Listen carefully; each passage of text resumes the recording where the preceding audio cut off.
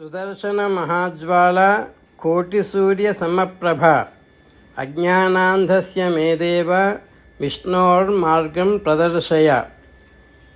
అందమైన రూపమే సుదర్శనం. మనము అందంగా ఉన్నప్పుడు మనను చూచి కొందరు ఈర్ష్యపడుతూ ఉంటారు.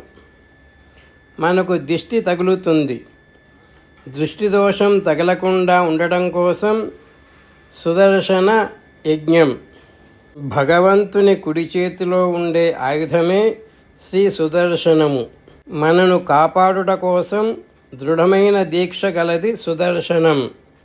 భగవంతుడు పంచాయుధములను ధరిస్తే మన కోసమని శ్రీ సుదర్శన భగవానుడు 16 ఆయుధాలను ధరించినాడు. భగవంతుని కంటే భగవన్నామమే గొప్పది.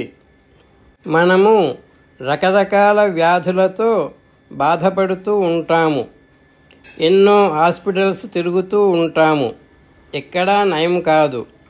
రకరకాల టెస్టులు చేయిస్తూ ఉంటారు. అన్ని రిపోర్ట్స్లలో నార్మల్ అనే వస్తుంది. డాక్టర్లు కూడా ఏ మందులు వ్రాయాలో అర్థము కాదు. లక్షలు ఖర్చు అయినా వ్యాధి నయం కాదు.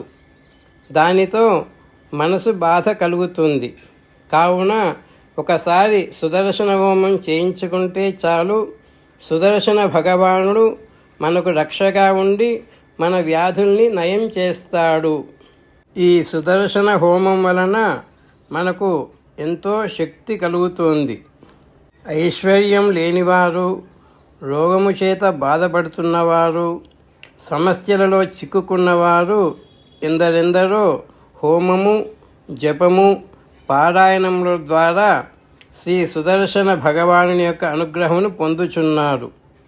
సుదర్శనుడు అంటే మంచి మార్గమును చూపువాడు అని అర్థము. అట్టి సుదర్శన హోమము 17వ తేదీ మహాకుంభమేళ ప్రయాగరాజులో త్రివేణి సంగమ నది ఒడ్డున హోమ కార్యక్రమం జరుగుచున్నది.